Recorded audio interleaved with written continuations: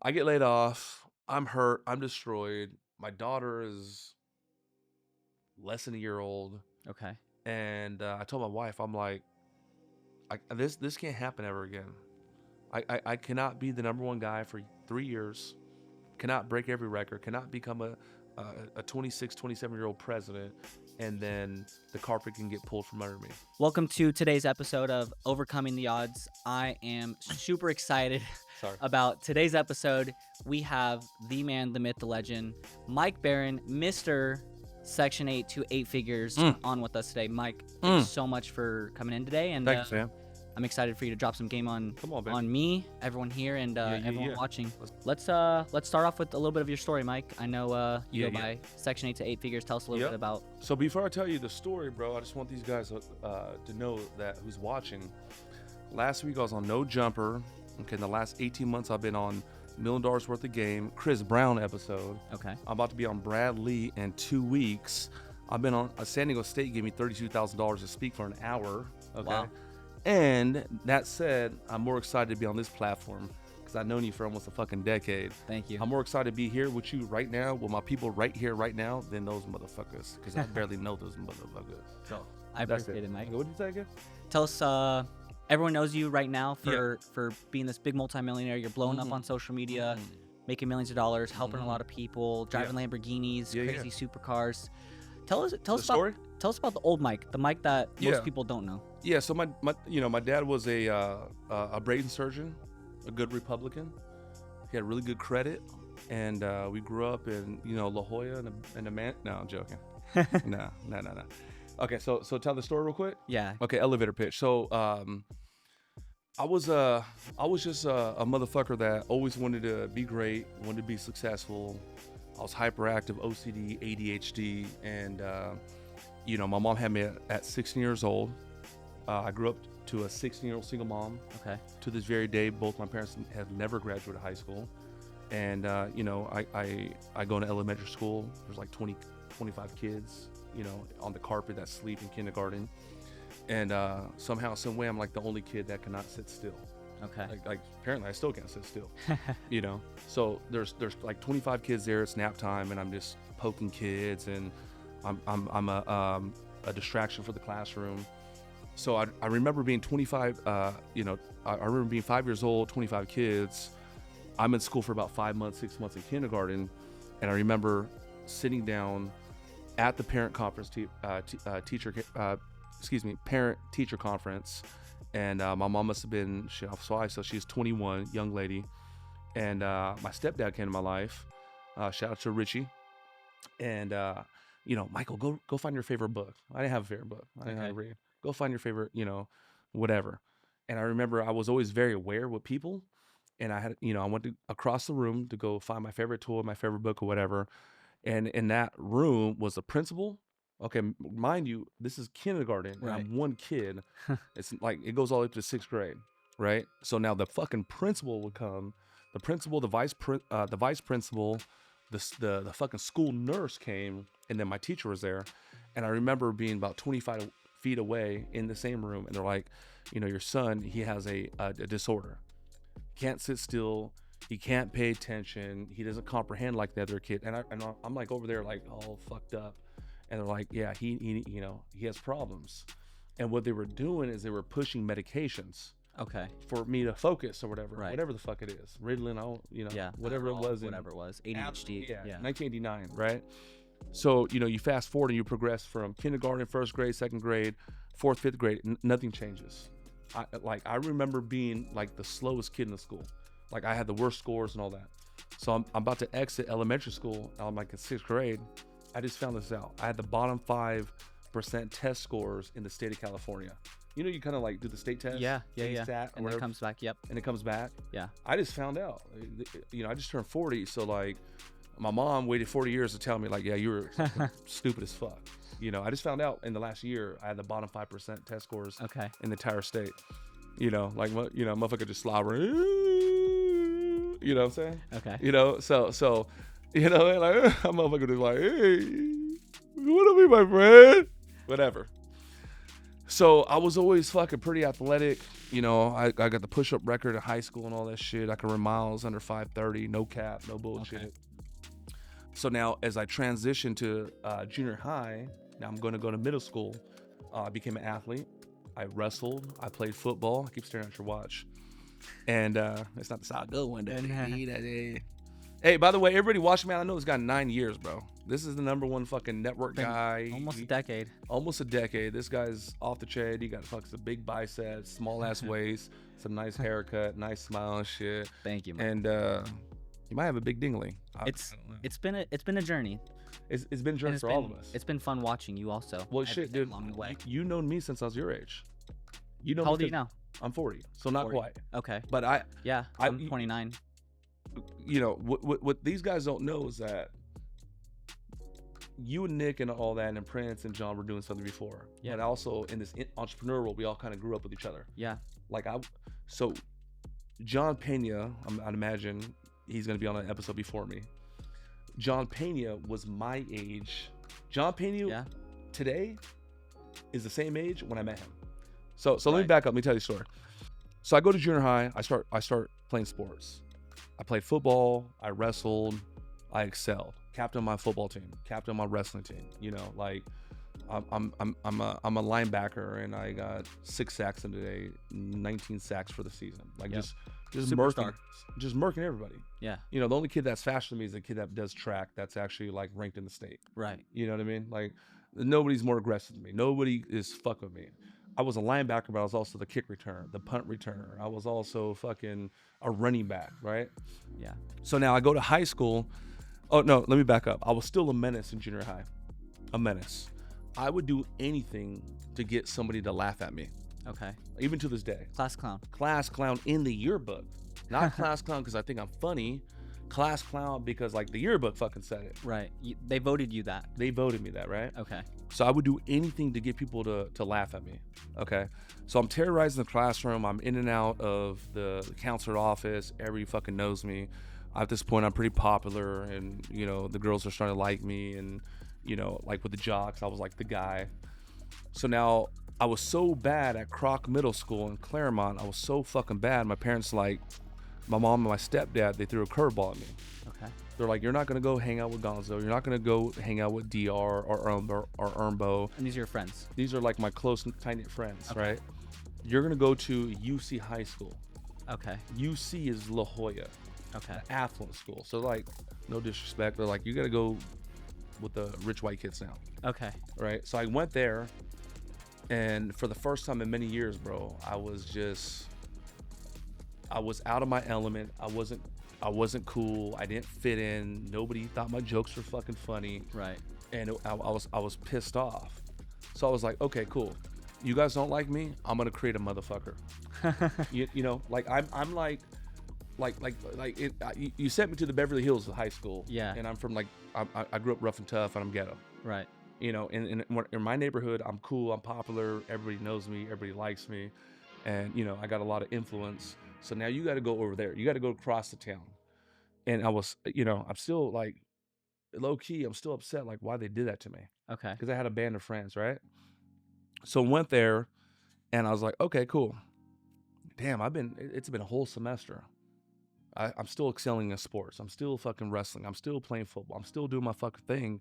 And nobody fucking was like, dude, what the fuck? Somebody give me a fucking bone. Yeah. Right? Like, dude, I'm not going to be the underdog over this fucking school. I'm not going to fucking sit at lunch with I got one friend in the whole fucking school. It's like, fuck that. So I created a monster. So I'm 40 years old. I grew up in 1984. And my influences were Tupac and motherfucking Don't Be a Menace and Blood In, Blood Out and American Me and, you know, all the gangster shit that ever could be. Long story longer, I got into some gangster shit. Okay. And in La Jolla. Yeah, fuck Okay. yeah. So there's this little Asian boy. So I just started beating everybody up.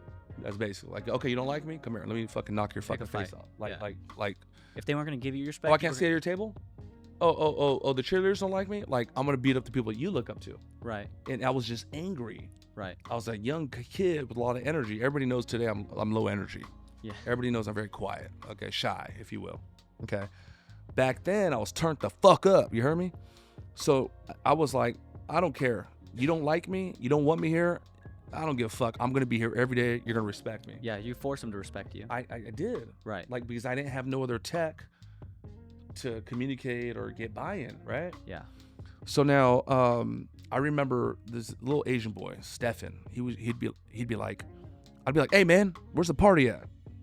He's like, Mike, I promise, nobody I would tell you this because, we just don't want no problems. I was like, motherfucker, where's the fucking party, bitch? Before I fucking shove your ass in the trash can. Yeah. Like, no cap. Yeah. So he'd be like, okay, it's gonna be at Stephanie Jones's house, and here's her address, but don't say nothing, and he'd run off. Yeah. So the fucked up part is, He'll tell you so you don't mess with him. No, he didn't. He would tell me, so I don't mess with him, but he didn't want to tell me because now I'm gonna go ruin everybody's party. Right, and they're gonna know who told you. Yeah. Okay. But this is where I'm bad. This is where I'm guilty. Now I would show up with like my 30 ghetto friends, and some of them were 20. So I'd be at the high school party. From your hood or your area where you grew up. No, from my hood. Okay. So everybody's having a good ass time at this fucking La Jolla party or whatever. Okay. And now I'm coming with 20, 30 motherfuckers, and the party's just ruined. So like I never really thought about this, but I was not. Of course, I was a bad guy. I was pulling up and ruining everybody's fucking day. Yeah. What were you guys doing to cause distractions and trouble there?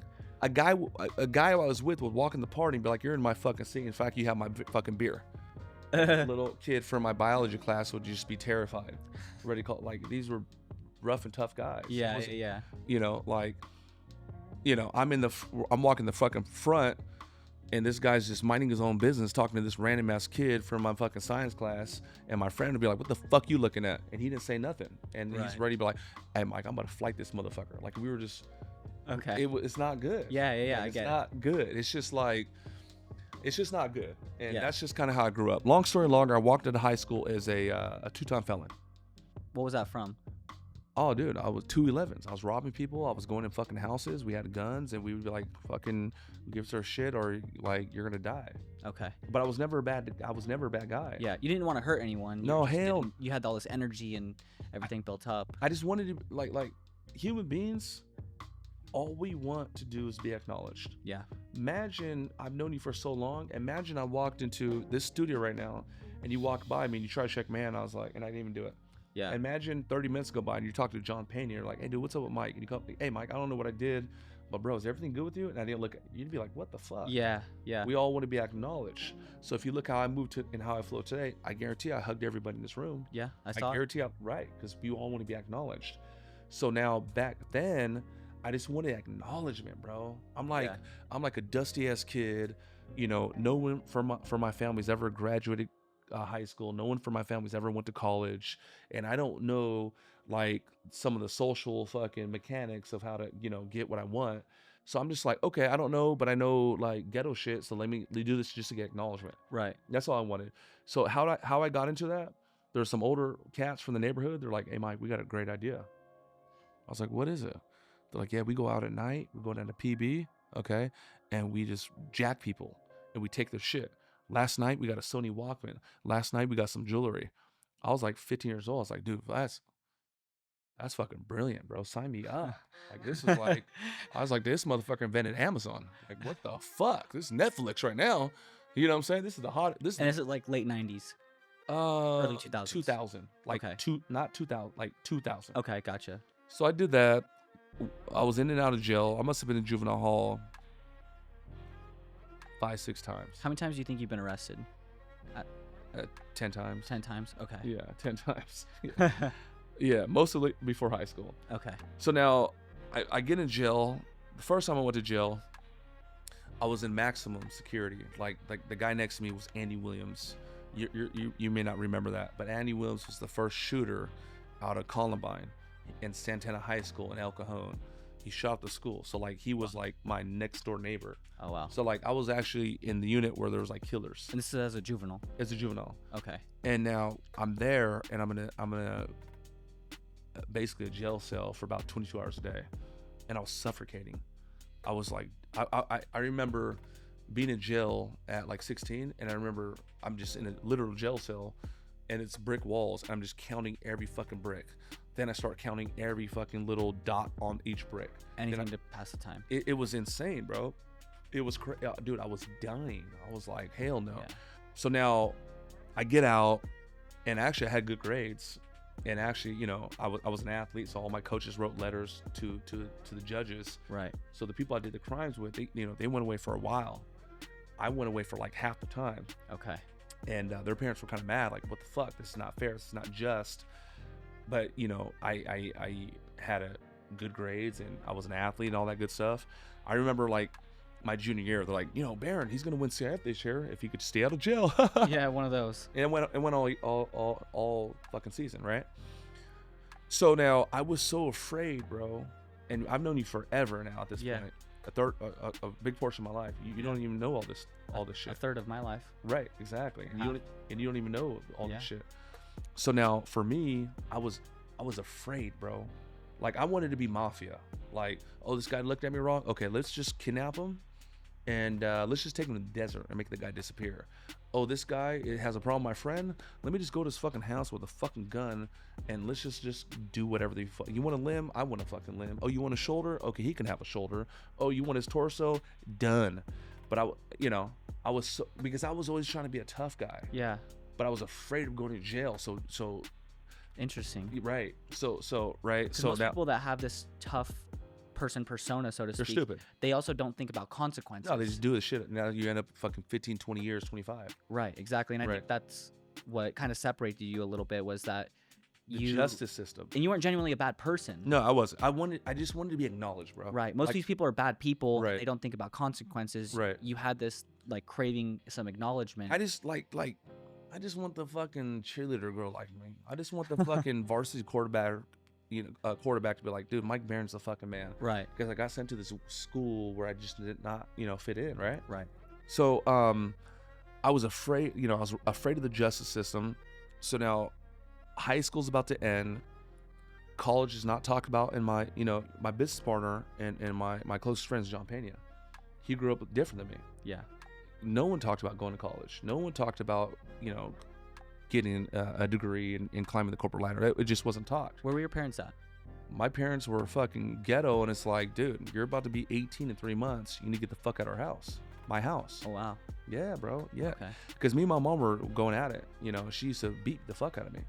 She'd punch me in the back of my head, knock me over, stomp me out. Right. Like a real shit. Like, I was abused as a kid. Of course. I don't speak on this shit, but I was literally abused. I was abused majority of my life by my mom. Like, I don't know how many people are watching, dude, but I don't know how many times you've been stomped out like this in your fucking face by your mom.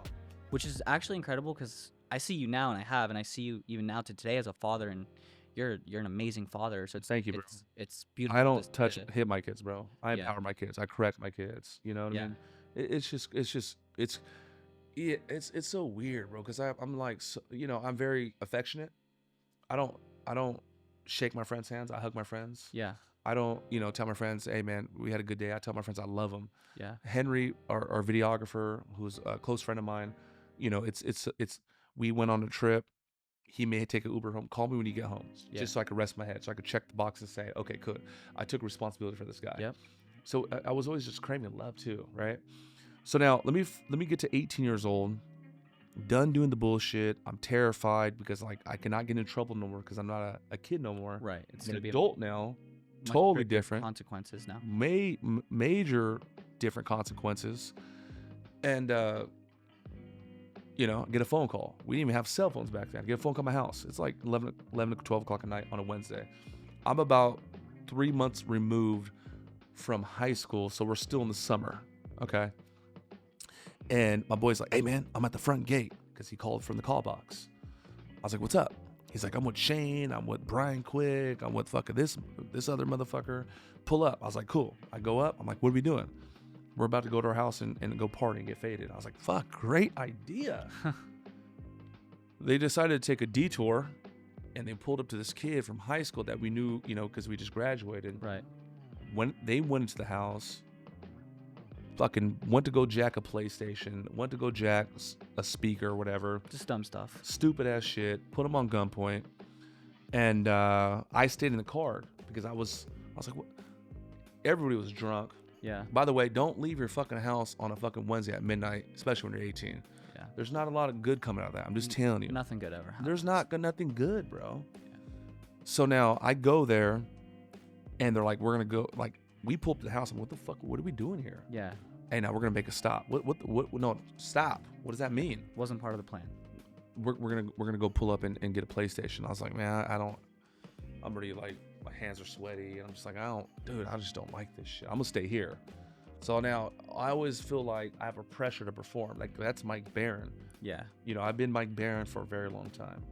Okay. I have been the dude for a very long time. At 5 years old, I was already the guy. Even as, you know. You know what I'm saying? Like, yeah. You know, I'm telling you the truth, right? Okay. So now they go into the house. The kid's not there. The dad comes out. They hold him at gunpoint. He screams. I'm not in the house. They come back and report it. He screams. They come back and everybody's laughing. And they're like, did you hear that motherfucker? He screamed like a bitch. We're like 18 years old. I just graduated from high school like 3 months prior. The fucking dad, of course, he had a gun on him. Right. And I remember I felt so horrible being 18 years old. And I was visualizing what would happen if somebody came to my house and did that to my family. Yeah. I just felt like I felt horrible. It's like fucking 2 o'clock in the morning now. We go to DR's house, which is the destination I was really originally supposed to go. And what do you know? There's a shit ton of cop cars there. We flip a bitch, boom. And I remember the cops swarm us, boom.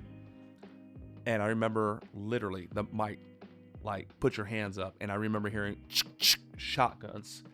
And I remember being like, holy fuck, dude. I just graduated high school. I'm about to go to prison for 10 years. And I hit rock bottom. I seen it. I was like, dude, I failed everybody. I failed my aunts who raised me. I failed everybody that, you know, I proved everybody right that said I was going to be fucking nobody and a loser. Right. And I was like, dude, I'm gone. Because I already had 2 felonies as a juvenile. Already been locked up like half a dozen times. I was like, I'm done. Yeah. And now there's no sports, no letters of recommendation to back you up, get you out No of it. more. Because now I'm an adult. No more safety net. No more kid shit. So I went to jail. And, you know, I was rolling with some gangsters and shit and did that. And I got out. I got out in a couple months. And the people I was with, they did more than, you know, they did some time. Right. You saved yourself by staying in the car. Exactly. But still an accomplice. Right. But not the enforcer, not the initiator. Right. Exactly, though. You caught that, right? Yeah. And that happened. I get out and I'm like, fuck, dude, I'm walking a straight line. Like, I'm walking a straight fucking line. And I get into corporate. I actually land a job at UEI College. Okay. You know, like the for-profit, like the dental system, medical system. Yeah. Do it in 6 weeks. Do it in 6 weeks. This fast Get your program. certification to become a biller. Yeah. Go from now till you can make $60,000 a year in 8 weeks. Exactly. Yep. So I somehow, some way, I land a gig there, and I'm a career advisor. Okay. And so that was your wake up call. That was my wake up call. Was getting busted, but that was like my break. That was like God saying, you made a lot of mistakes, but here's a little life raft, and it's up to you, right? So now I go through that, and I'm already a fucking animal for work ethic, just like I was an animal playing Pop Warner football, just like I was an animal being a street kid. And I told myself, I was like, I'm gonna be number one. There's about 250 advisors. There's 18 campuses nationwide, Midwest, Florida, fucking Oregon, Washington, the whole shit. My campus was in San Diego, of course. So now, long story longer, within the first month, I become the number one guy. And I start breaking every record. Within the first year, I become a director at another college. Okay. Within the second year, I become a regional. Within 3 years, I become a fucking president. Meanwhile, I got 2 felonies as an 17-year-old. How did you end up working in corporate and getting into these levels of position with that background? Like, how did they not like no red flags came up? Like what do you think happened, or what do you know happened? No, okay. So, I'm skipping scenes.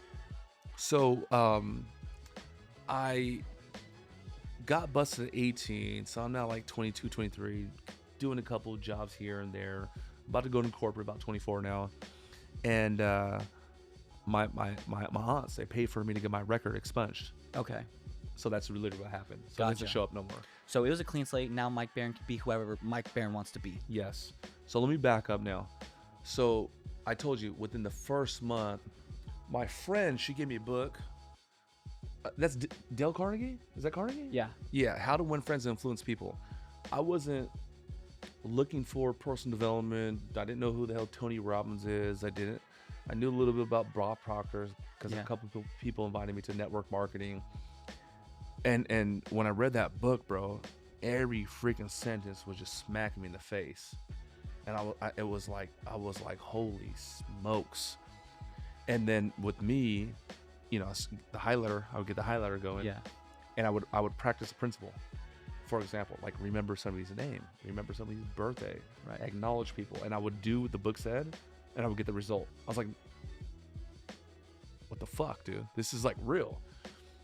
So I got hooked on that, and I was like, I need more. So I started going to YouTube, and I started looking up how to become successful, and I found Grant Cardone. Okay. And, you know. Early stages Grant Cardone. Bro, I'm talking about like 2009, 2010, where he's, early stages. He has the fucked up haircut, and he's not making the money I'm making today. And I got obsessed with personal development, and that's when everything shifted. So I don't want to keep talking, but that's kind of my background, man. Okay, so that's how you got through. Shout out to the ants for getting everything expunged. Right. Shout out to the ants.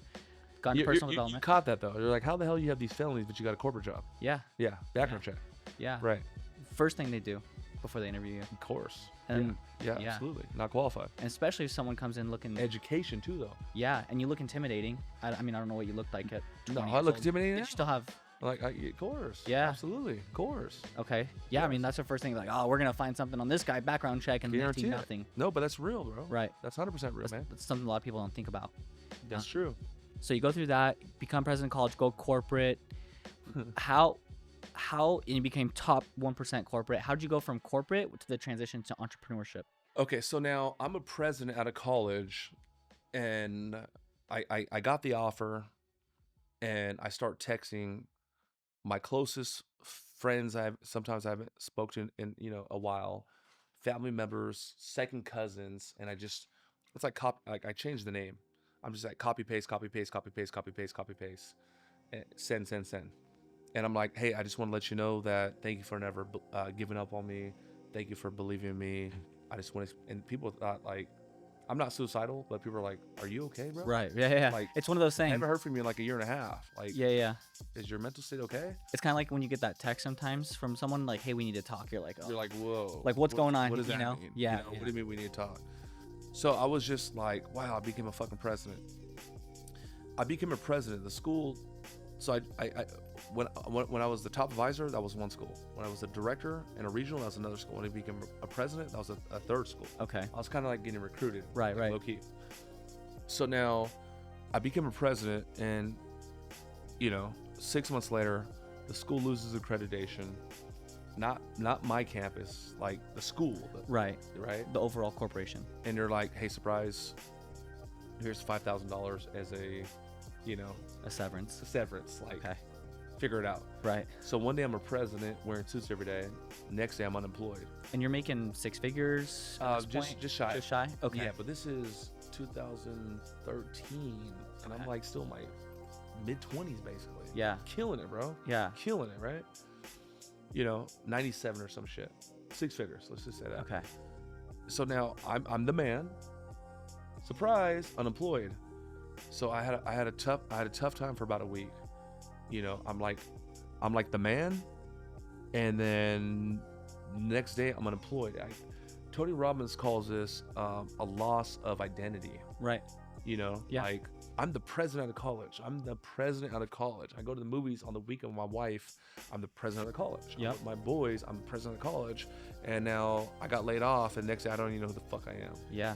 A lot of I think athletes struggle with this. Yeah, because they were when they're no longer an athlete. That's a really good point. Yeah. That's a really, like, if I don't have this, who the fuck am I? Yeah. Your whole life you're told you're the best at this, you're the best at this, right. And they're no longer Good doing point. that. Good point.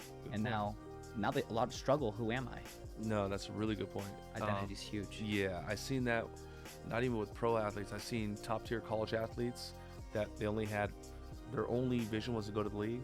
An injury happened, or they didn't make it. Because I have people like that on my team. They're like, Mike, after this, I didn't know what the fuck was gonna happen. Yeah. You know, and thankfully I found closing or whatever. Yeah. Business and entrepreneurship saves a lot of athletes for sure. Yeah, no doubt. Because it's just energy. Yeah. Okay, you there's no way in fuck. I mean, some people have God-given talents, but you know, like a hard-working talented guy is always gonna be the hard, or gal is gonna be a fucking non-hard-working talented person. Right.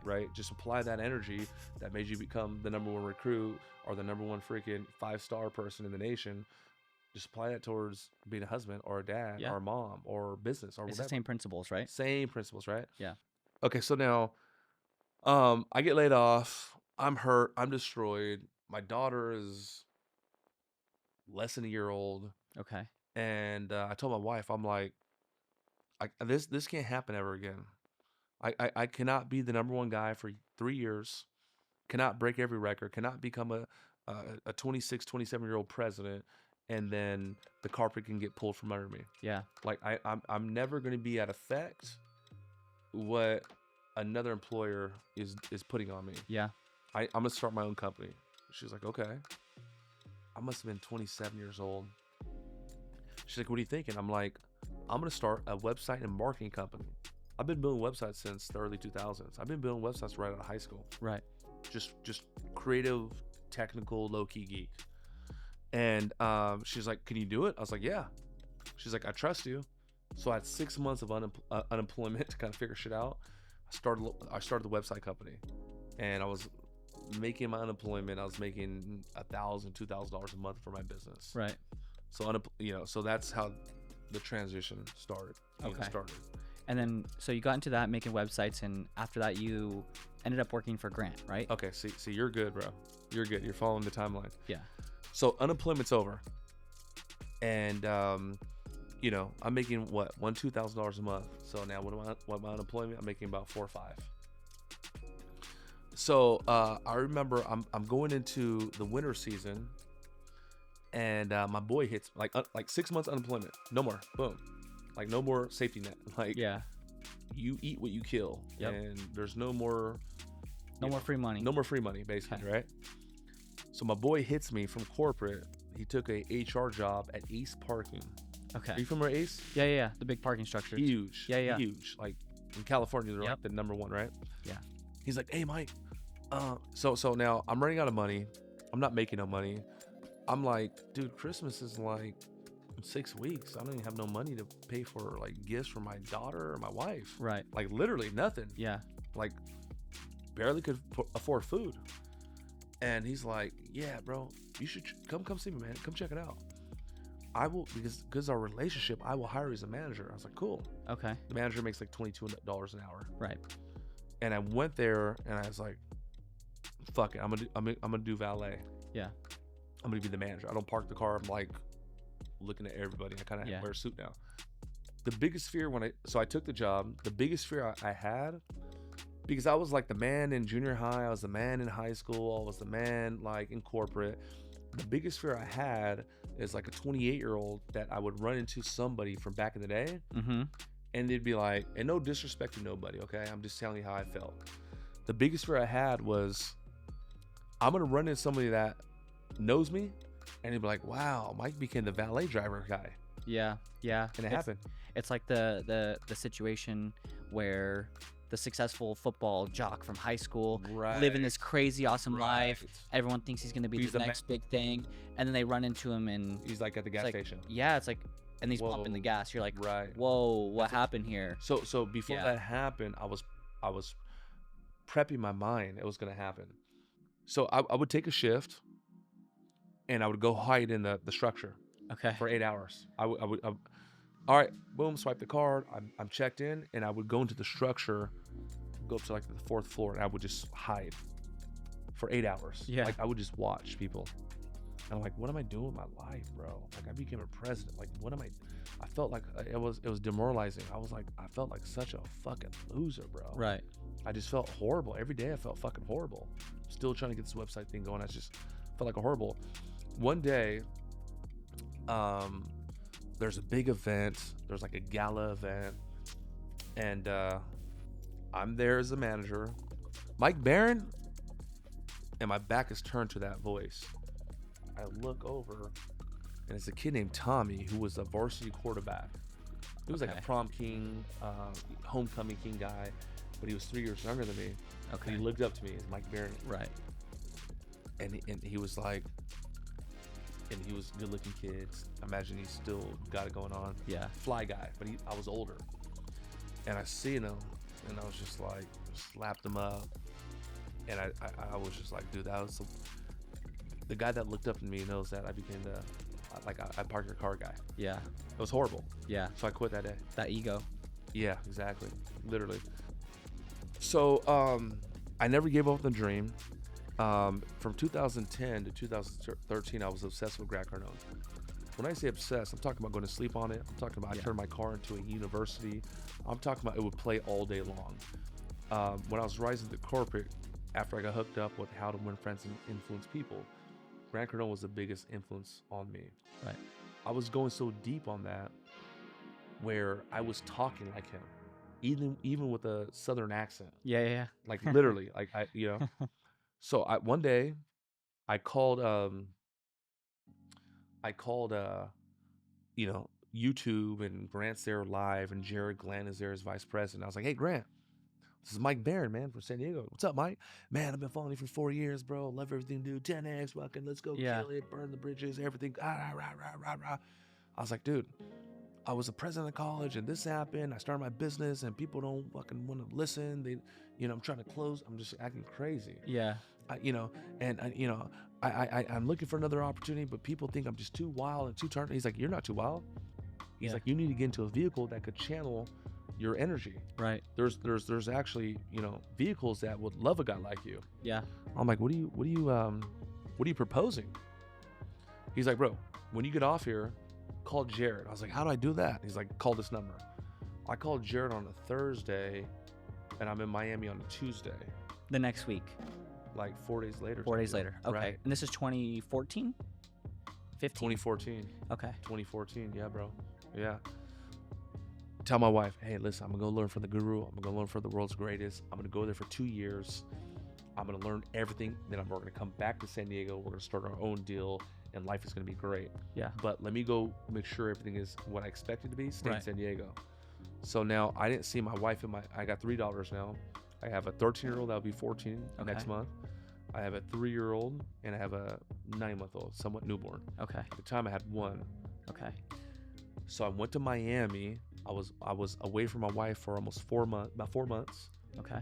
FaceTime every day, and I miss you, I love you. But when I went to Grant's, I got humbled. Do you know about this? Yeah. I got my ass fucking chewed up and kicked out. Yeah. Because I was like Mike Barron, the president. I was Mike Barron, the top performer. These cats were way more skilled than me. Yep. More charismatic than me. Better cars than me. Better dressed than me. And I was like... You stepped up to the major leagues. And got... I was like the man at the small town that went to the major leagues and got fucking destroyed, bro. Yeah. And it was hard, bro. I was having... It was... I'm a weekend... And I know I have to go to that office at 8 a.m. and I'm throwing water in my face and I'm slapping myself and and it was just hard for me, dude. Yeah. It was very hard for me, bro. More than I was suffocating. Yeah. And long story longer, after 4 months, I quit, came back to San Diego, and I hid for my closest friends for about a year. Right. Because everyone was like, Mike's our guy. Right. He's gonna go hang out with the guru, and he's gonna come back as a billionaire or a millionaire. Right. And it didn't happen. And again, the ego. The ego shit. It's the ego. It's like always the ego. Yeah. Though. You see it? That hurts more than physical pain sometimes. Oh fuck, dude! Fuck physical pain.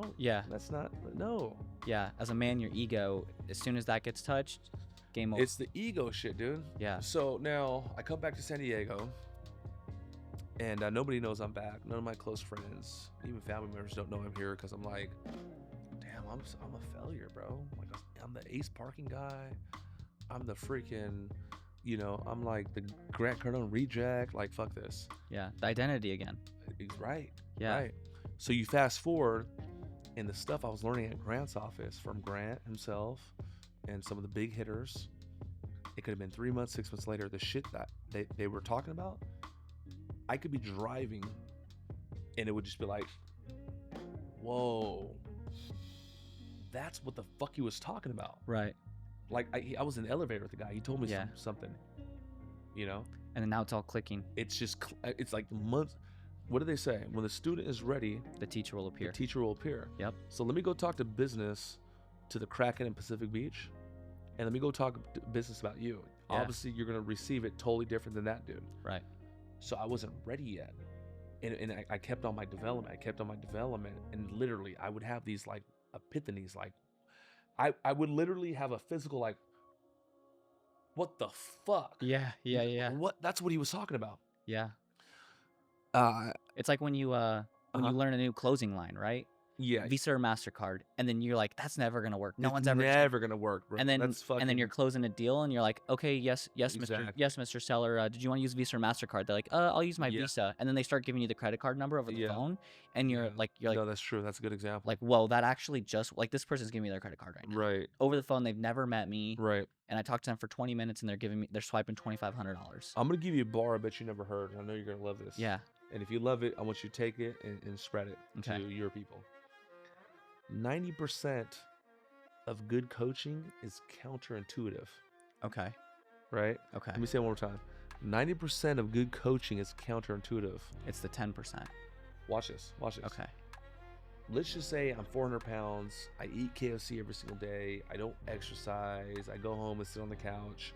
And I'm saying, hey, coach, trainer coach, I want to get fit. 90% of what he's going to say, I don't want to fucking do it. No more KFC, no more fucking soda, no more sleeping on the fucking couch.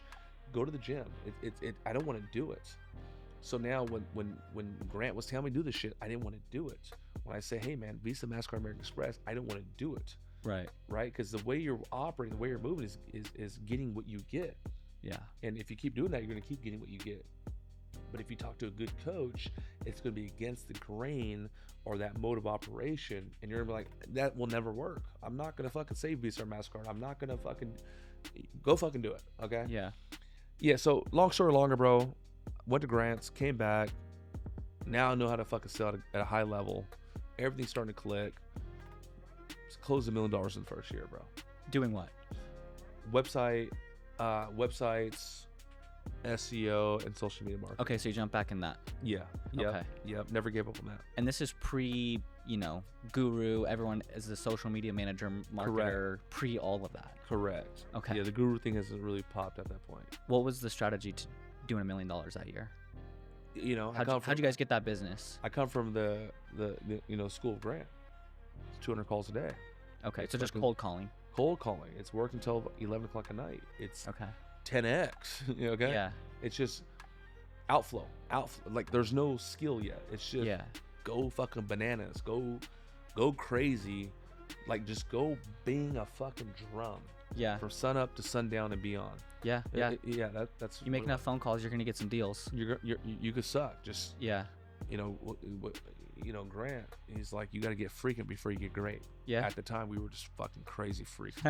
You know what I mean? Yeah. I like to call that Limelight Part 1. When I see Limelight, so far I've seen 3 parts to it. Yeah. I like to call that Limelight Part 1. Yeah. Part 1. That's good. That's really good. It's true. Yeah. It's 100% true. Websites, social media, hitting Conor McGregor every day, his manager every day. For a year. Influencers every day. Correct. For a year. I remember you guys bought a t-shirt press, was doing t-shirts, getting percentage of merch. That's sales. also part 1 though. Yep, all part 1. Part 2 was the ad agency. Right. So then part 3 is painting comes back and we go bananas. Yeah. Right. That's how I imagine it. Yeah. So now, like we can keep talking about the story, but today we we do over $1 million a month. We have 100 people on our team. We have, like this is all monetary shit. Like this fucking thing that I'm trying to wear to look cool. It's nothing but a job fucking uniform. This $50,000 this is just a job uniform. This does not define me. This is a $50,000 piece on my neck. It's nothing to brag. It's part of your resume. It's just part of my resume. Your walking resume. That's all it is, bro. Yeah. That's all it is. But today we make over $1 million. We have 100 people on our team. We're expanding to multiple locations. We have SOPs and systems for everything you'll ever do in the freaking company, and if we don't, we'll write it tomorrow and we'll continue to refine it. Like it's not Mike Barron on the damn podcast talking all. No, bro. Yeah. Like You got to add some smarts along the way. Right. You have to, bro. Yeah. No, one thing I like is you've had different elevations in your life. For sure, bro. You've gone from your childhood and the roughness of it to corporate to learning sales, and then you became a business owner, right? And you became known as the sales guy, like the sales master for the online space. Yeah, like in the high ticket space, basically. Yeah. And you're not like most of these gurus. No, hell no, bro. No. What the fuck? I'm a rapper. No. But go to my IG profile right now. What's your Instagram? The Mike Barron one. Okay. There's nothing in there on sales. Yeah, there's not. No. There's not. I'm doing my influencer shit now. Yeah. See me go crazy pretty soon. soon. The thing I was thinking about this actually as I was coming down here today, I was like, who has Mike Barron been? Who is he now? And where is he going? Yeah. And the I guess current and evolving Mike Barron, I like to call him Mike Barron the deal maker.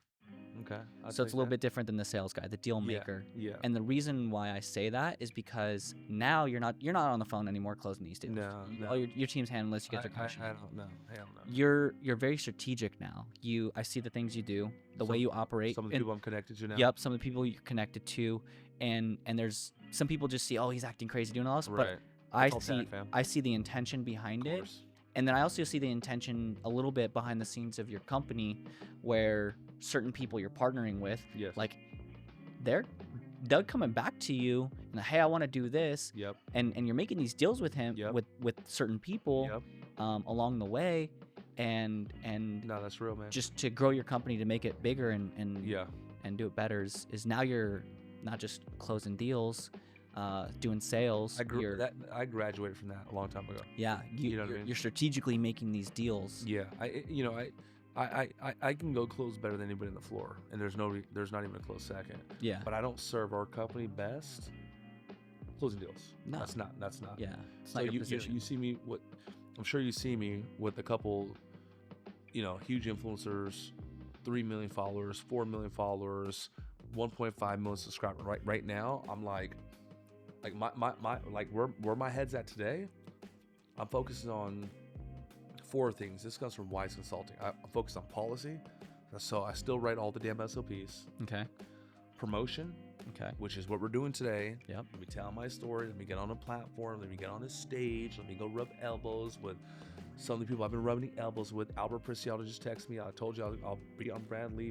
Bradley's partners was at my office yesterday. Okay. Bandman Kevo hung out with me all last week. He has over 3 million followers. I was on a call with Mike Rashidi yesterday. Like, just huge, I'm like name dropping. Yep. But so when I say policy, promotion, so like our facility, our Millionaire Closer training facility, you're gonna see this when this publishes. You cannot go to San Diego without stopping at Mike Barron's office. Yeah. You're gonna see the booty girl at my office. You're gonna see the dancer guy. You're gonna see the world's biggest YouTubers and influencers. There's no way in fuck you can go to San Diego without stopping by my office, because I'm about to grab all that attention in some of those audiences in a good way. Not what I could take, but we're gonna have a good ass time. I'm gonna flow power back. The attention, I like that. The attention, right? Social currency. Exactly. Policy, promotion, planning. Where we at? Where we going? A lot of people don't know that, but I'm pretty creative. Yeah. I could tell you where this company will be in 5 years, 10 years, 50 years. I'll tell you. I know exactly in detail. Yeah. And making sure work gets done. Like I'm a psycho, bro, for production. Yeah. Like, you need to fucking produce. If someone wants your attention in the office, all they gotta do is produce. 100%, bro. Yeah. I'll spend every minute with you. Yeah. You know that though about me. Yeah. You've been knowing that for a long time. Yeah. So that's where I'm at today. And what's number 4? Policy, promotion, planning, making sure the work gets done. Okay. Execution. Bro, get fucking shit done. Yeah, don't just talk about it. No, hey. Don't sit here, write a game plan on the whiteboard. No. Let's go out there and make it happen. There was an inner circle meeting today. It's supposed to be an hour long. It lasted 5 minutes, and Alex hasn't seen me like this. I was like, nobody fucking did nothing since Saturday. You're wasting my fucking time. You're wasting everybody's time. I gotta go. Nicole, you could deal with these motherfuckers. Click. Sheesh. Yeah, I don't want to be like that, bro. I want to be nice. I want to kiss, hug, love. I don't want to. But everybody's got to do their job. You got to do your damn job. You have to execute, bro. Yeah. It's like, I'm tired of the guy playing business. I'm tired of the guy that wants to just hang out, that doesn't fucking do shit. Yeah. If you want to hang out at my table, you got to be a hitter. Yeah, you got to provide something. You got to bring something to the table. You got to bring something to the table, baby. Yeah, You I have like to, that. man. You know, we can watch a UFC event. Yeah, we can go grab a drink. We're gonna hang out. Not everything's just fucking egotistical. What are you doing right now? What are you like? But if we're playing that game, then we're gonna play that game. If we're playing the fucking watch the Padre game, we're gonna play that game too. Yep. But I'm a cracker for production, bro. Cool, I like that. You know that. Let's quickly recap. Yeah. Section 8 to 8 figures. That's right. Mike the deal maker. I know you got a ton of stuff in the works. Of course. Always, you're never complacent. You never settle. You always want more. You're always gonna be the best. You guys are doing. I didn't say that, but you know that about me. Yeah, I know. You guys are doing. Bro. You guys were on the Inc. 500. John told me. Yep. 332. Yep. No one can take that away from you. No one can argue it. Thank you, fam. That's yours forever. You're doing 15 million a year, plus or minus a little bit, and growing. But that's real. Adding A players to the team. Yeah, I didn't bring that up, but that's something else I have attention on. Yep. And for the people that care, one thing I like about you is your supercars. Let's talk about the supercars. How many supercars have you bought?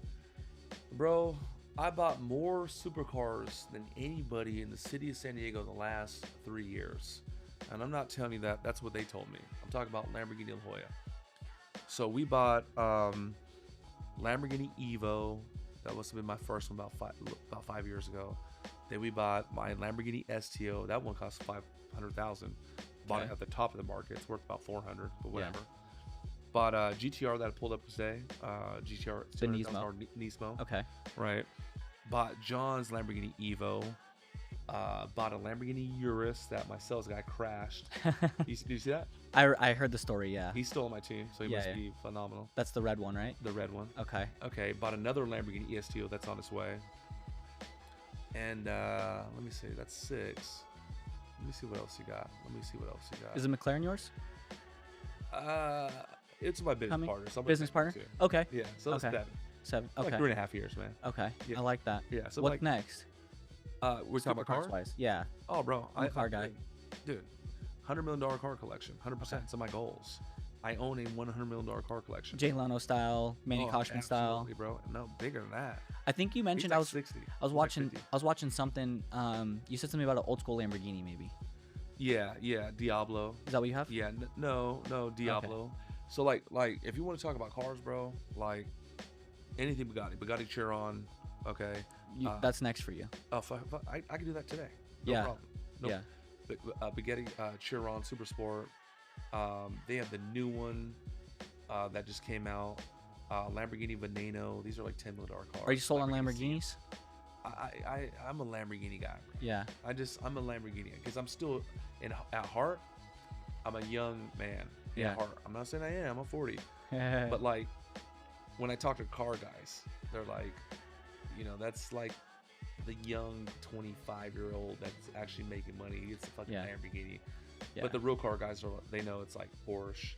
Yeah. They know it's like Ferrari. But you're not getting any of the base model Lamborghini. I see the Lamborghini. No, hell no. They're not the young 25-year-old goes and buys a used Lamborghini. But even that though, my shit's like the top of the shit. Yeah. Top paint job, top spec, my STO is the flyest fucking Lamborghini. Like it's just stupid. It's disgusting, bro.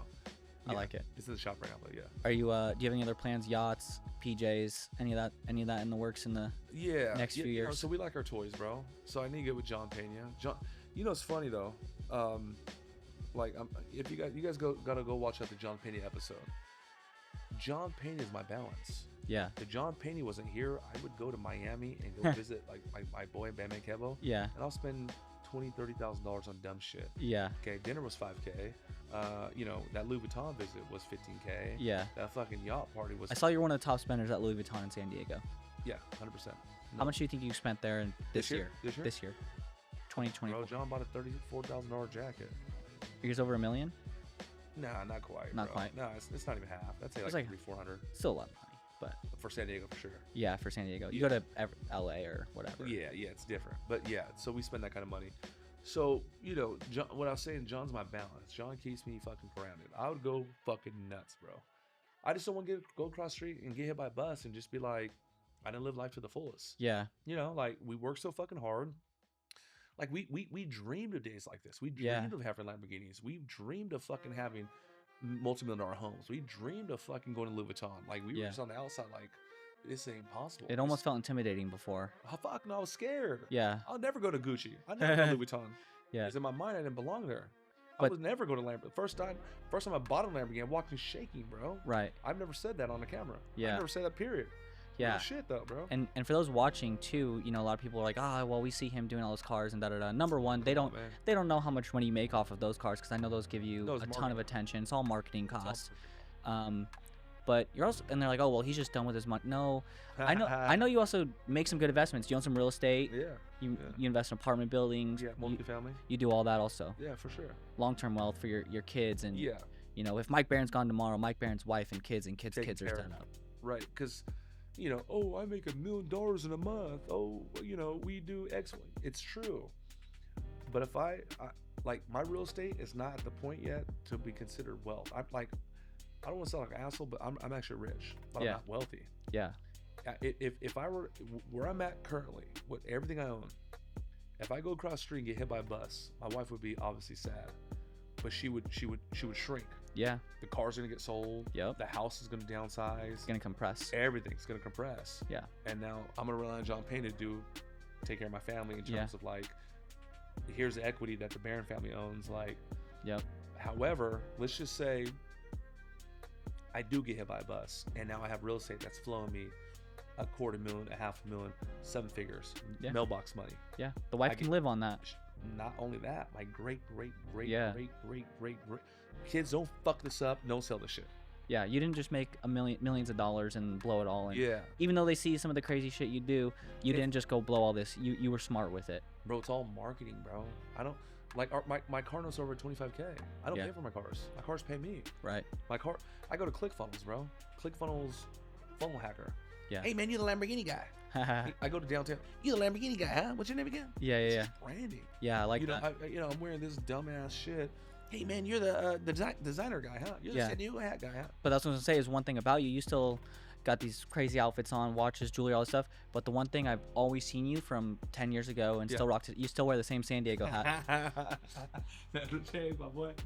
Yeah. That hasn't changed. Bro. So cool, man. Well, I appreciate you coming out today. And Yeah, I'm telling with you, man. what I'm proud of you, bro. Like, thank this you. Is dope. This Thank is you. Great. This is fucking great. thank Tell you. everybody about this. I appreciate you. I appreciate you supporting me early on. Yeah, bro. You know, JP made the call. He's like, yo, you know, JD's ready to get his thing popping. It's like, what are your thoughts? I was like, bro, when and where? Yeah, I appreciate it that. was not. I didn't blink, bro. Yeah. You know what I mean? Yeah. Like, no matter, because you know, I had her a couple of things like this. Fuck. Yeah. Back in the day. Back in the day. Yeah. But dude, we have a lot of history. Yeah. I don't give a fuck, dude. 5 years can go by, and I could run into you in Santa Monica. I can run into you in Valencia. I can run into you in like, bro. Wherever. You don't think I'm gonna stop and fucking? Hey, dude, you want to grab like core? We have Yeah, history, yeah. no matter what. Like history, course. we have. And it's hard to find that where you can stick with someone for so long and Yeah, bro. have that relationship. You're growing. You know. I'm growing. We're grown. We can laugh about the past. We can talk about where we're going, and that's kind of what we're doing today, bro. So Yeah. thank you, man. Thank you. Seriously, bro. What's one piece of advice to everyone out there watching? They're not in a great spot right now. Yeah. They're getting in trouble. They're knuckleheads. They're young, or maybe their parents are watching. They're like, man, I really like Mike Barron, man. This guy comes from a similar story. I see my kid doing this. I need to show them this. What do you want to tell that kid right now? Okay, so I got two things, but the first thing I'm gonna tell you is this, and I've never told this to you, but you know, I believe in God. Okay, I believe in Jesus. I respect all religions for the most part. I don't really respect the devil worshiping shit. But Yeah. I'm not gonna preach to you, but I believe there is a higher, you know, power. Sure. And you know, listen, I make $1 million a month. I bought more Lamborghini. You don't understand. I wanted to quit. I had anxiety. I was stressed the fuck out. Rent was due when I launched a business, and rent is due in 3 days. And I'm lying to my wife saying I just got a new client, and I didn't.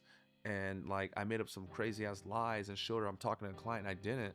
And I fucking, you know, got like a life raft, you know, 2 days after rent, and I paid rent. Like, dude, I've been kicked. Like, if you're struggling right now, if you're suffering right now, if it's hard, like, congratulations. Like, you're human. The physical universe is supposed to push back. Right. Like, go to Africa right now. Go see the wildlife. Go see, like, a baby gazelle that was born that just gets swooped up by a leopard. Like, that's hard. Yeah. Like, life is fucking hard. It's supposed to be hard. But the ones that push back are the ones that persevere and get the reward. Yeah. And you don't got to be the toughest, strongest, biggest, fastest. It's here.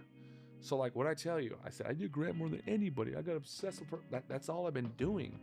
Like no one knows I've seen the Tom Brady documentary like fucking 50 times. No one knows I watched the Conor McGregor documentary 100 times.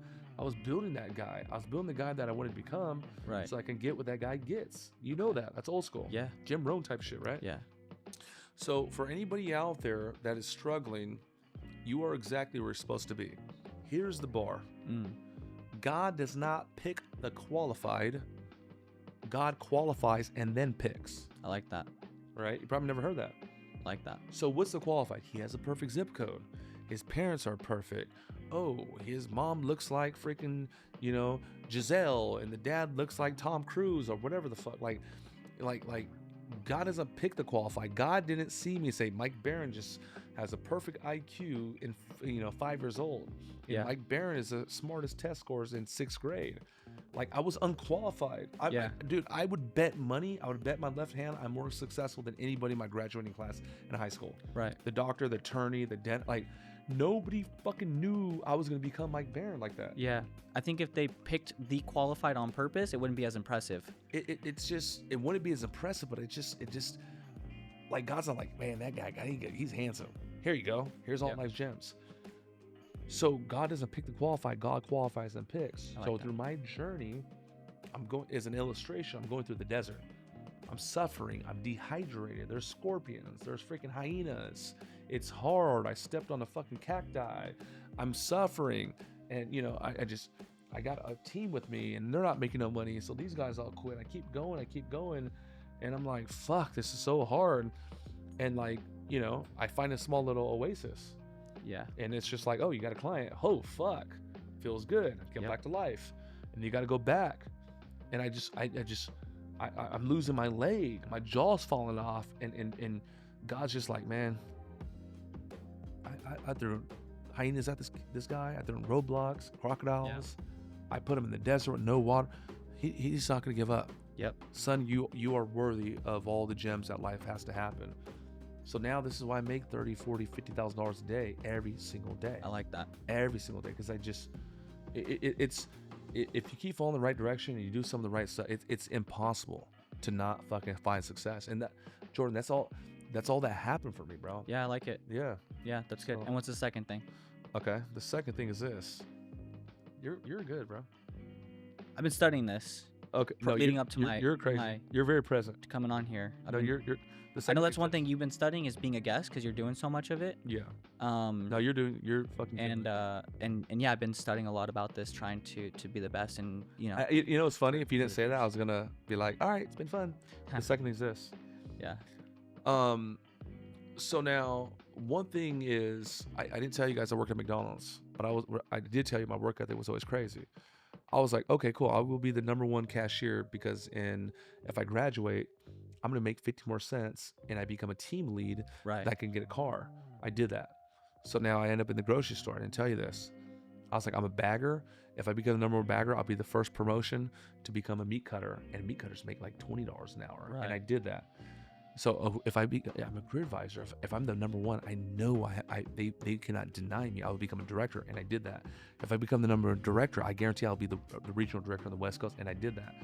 Everything I just barely told myself, I would say like 29 becoming 30, I'm gonna become a millionaire, and I did that. Yeah. So now, if I was 16 years old and not think about becoming a fucking team lead, if I was a bagger talking about becoming a meat cutter, if I was telling myself the goals I have today, I would have got there sooner. Right. So the bar is this. Besides going through that desert, okay, the bar is this, and this is how I'm going to end you guys. Think bigger, sooner. Right? Because somebody else is going to fucking get it. Someone's going to have the private jet. Someone's going to live on Mount Soledad in La Jolla. Someone's going to have the fucking Bugatti. Someone else is going to have the perfect fucking wife, husband, boyfriend, girlfriend, life, hair, shoot. Like, why not you? Yeah. So the problem with me, I was thinking too fucking small. Because I actually, even though I said my life was strong, I actually hit all these little benchmarks. Yeah. And if I would have just changed the target, I would have been there fast. Right. I think someone says if you give yourself 2 hours to clean your room, you're going to clean your room. But if you give yourself 20 minutes to you're going to clean your room. Yeah, exactly. Or, you're younger, you're waiting for your girlfriend to come over, and you got to clean the house. You're going to clean it a lot faster than your parents telling you, hey, your family's coming over this Promise weekend. you. That's real. So I like that. Think bigger sooner. Yeah. IG, the Mike Barron. Follow your boy, the Mike Barron 1, man. Where else? Everything's the Mike Barron 1. Go to TikTok, the Mike Barron 1. Go to YouTube, Mike Barron. Go to Facebook, the Mike Barron. Everything's Mike Barron, man. I know we're wrapping up. I don't even want to speak on the shit. Where I've made $30-40 million in the last 3.5-4 years now is I'm a high ticket closer, and basically I hook up with the gurus, close their deals, and all that good stuff. If you reference my boy here, if you hit me on IG and be like, I seen the episode, I don't care if you liked it or you hated it. If you say, you came through my boy Jordan Davis and said, hey Mike, I seen the episode, how do I get involved? I'll give out 5 scholarships for my academy. It's a $10,000 program. Wow. And I will give you a scholarship, and I'll give out 5, but you have to reference my guy here so he can get the proper acknowledgement. You guys take advantage of that for sure. Yeah. Question on that because so people can actually go do this. How many millionaires have you created? Not as much as you think, like a dozen. Dozen? But like legit though. Like I have students that have 2 comic clubs. Yeah. Like my boy Louis. He was. And they all started in this sales academy. Yeah, for sure. Like these guys started fucking with nothing. You changed these guys' lives. Yeah, fuck yeah, bro. Awesome. Yeah, cool. About a dozen. But 6-figure earners, I mean, countless. Yeah, hundreds. Countless. So that's my next thing. I need to create more millionaires. Yeah. Okay, I like that. And last question, then we're gonna wrap up. Oh. We had John Pena on. We've had some other cool guests on. Who is one person that that has a really awesome story that you think we should share with everyone? Yeah, that's a good question, man. You know a lot of people. Yeah, I do, man. I do. I'm gonna, like my boy Bandman Kelba is crazy. He'd be one. I became friends with Mike Rashid. He's out of this world. He just has this aura and zen about him. He calms me down. Okay. My boy Alex right here, Alex Estrada. He's a successful entrepreneur. He has 2 barbershops. He's one of my closest friends. My other dear friend Miguel de la Rosa. He has an awesome story. People on my team have I'm like, no, fuck that. Nick Legend. Nick Legend? All right. Let's see if we can get Nick on. Yes. Nick Legend. Awesome.